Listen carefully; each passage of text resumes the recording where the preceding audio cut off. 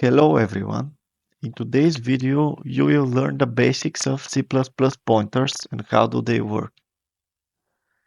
Every object you create is stored somewhere in memory, which is essentially just a sequence of bytes where the data is stored. To show you that, let's first put a breakpoint in our only statement of the program, run it, and open the memory window. Here we are looking at some random memory location. In the middle, we see some question marks, which indicate there is no valid data in that memory. On the left is the memory address, which is essentially the ID of that specific memory block, let's say. So let's declare a variable and we'll get back to this. Let's have an integer value, for example, foo, and assign the value 3 to it. As we said, this variable lives somewhere in the memory. How to get the address of that variable? In order to do that, we need to use the address of operator.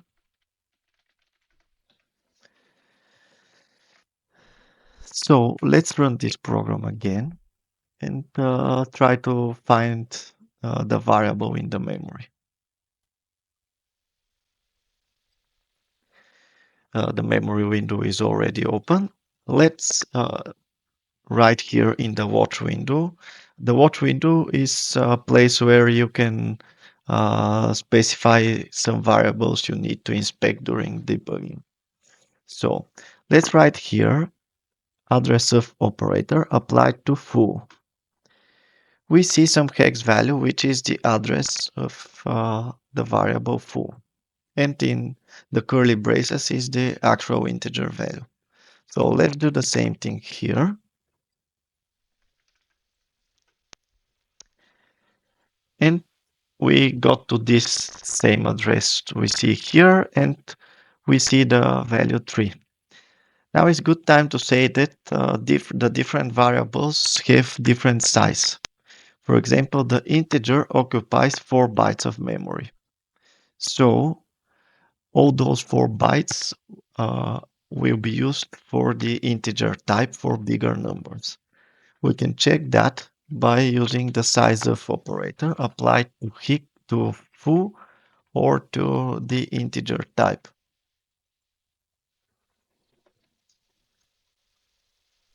Let's run this program again. And we see 4 is printed in the console.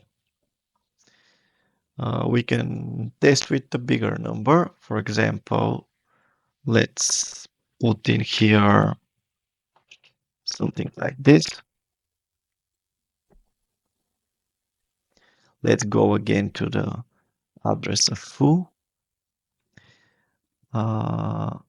As you have noticed, every time we run the program, the address is different. So our 4 bytes contain our number. In the memory window, we see everything in hex format.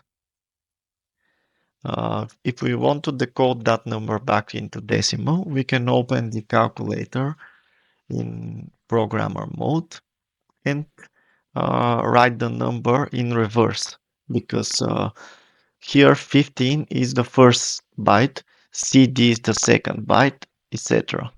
So we write 07 5B CD 15, and in decimal we get the number we assigned to foo.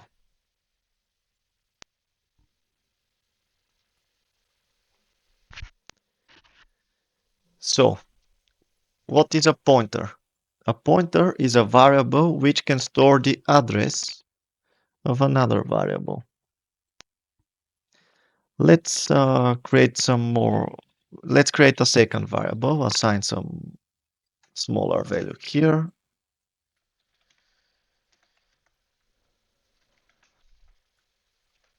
Let's create pointers to those two integers.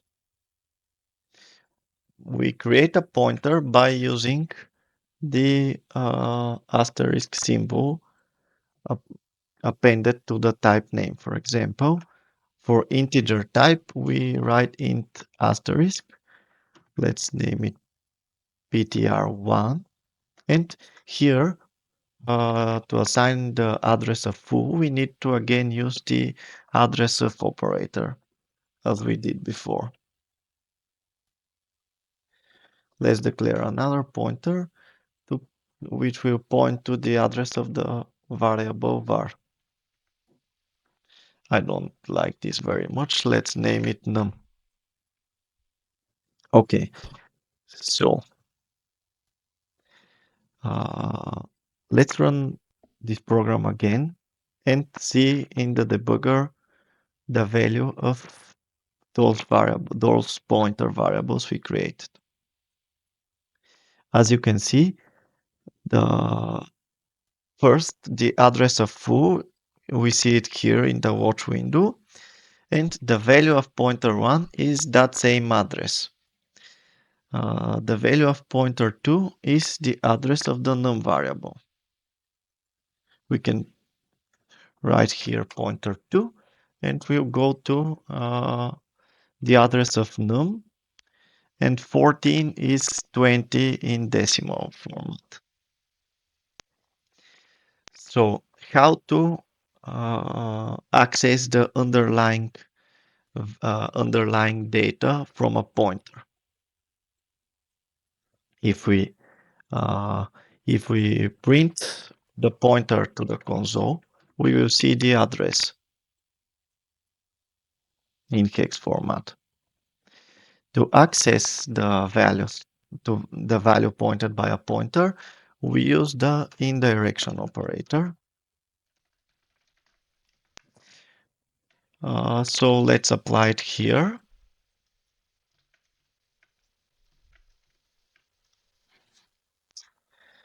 And we expect to see the value 12 printed to the console.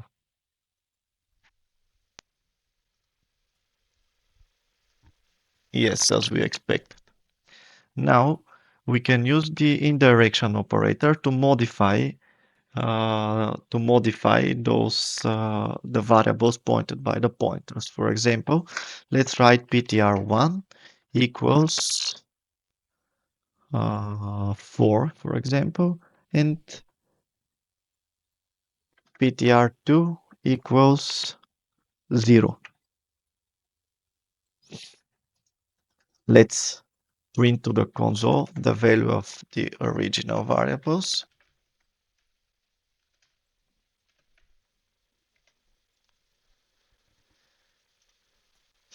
As you can see, the values of foo and num have changed through our pointers.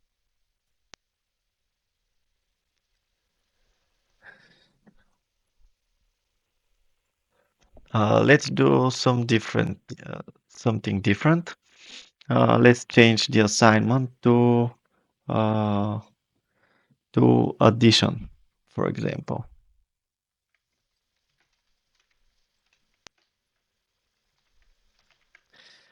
Now, let's swap those two pointers. We can declare temporary variable to hold the pointer while swapping. And here we will show the special value no pointer. This is a special value that is used to tell that the pointer doesn't point to any valid memory location.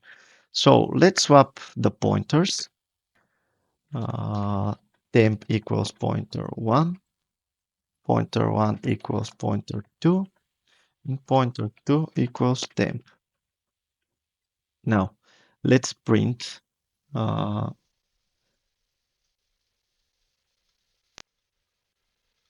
let's copy this code and print the value pointed by pointer1 and the value pointed by pointer2. What do we expect to see here first? We add the pointer one first it points to full, so we add 4, it becomes 16. Then we swap the pointers and add 2 because now the second pointer points to full, so we expect to see 18.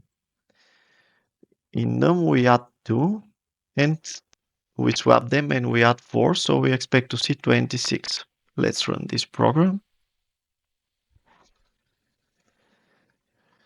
Now, first the value num of num is printed because pointer 1 points to num.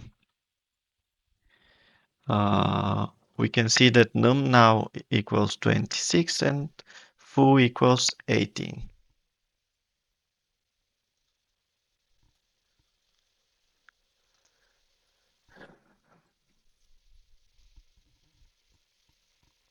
Uh, there is one special type in C++ called reference. Uh, it acts similar to how pointers act with one difference. When you create a reference, you cannot uh, bind it to another variable as we did here. We swap the pointers. We create a reference by appending the ampersand symbol to the type name. For example, let's create a reference to the full variable. We need to assign value immediately. It's forbidden to assign value later because, as I said, the reference is bound to one variable and cannot be bound to another variable later. So let's assign full to it. The reason why we cannot bind another variable is because the references are used just like normal variables, unlike pointers. What I mean here, we don't use the address of operator to assign the full variable, and we also don't use the indirection operator when we use the full ref. For example, doing writing this code, we print the value of full, which is 18, if I remember correctly, to the console. That's the last 18. If we try to assign something to the reference, for example, if we assign num, this will assign the value of num to the variable foo. I will also add another assignment here to demonstrate you that after doing that, the value of num will not be changed at all. Let's put a breakpoint here and run this code.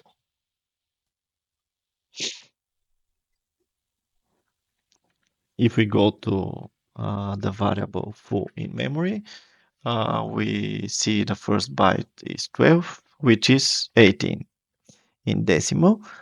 Let's assign the value of num to fullref, which essentially assigns, we can see here in red that the value changed, and now fullref or full equals 26.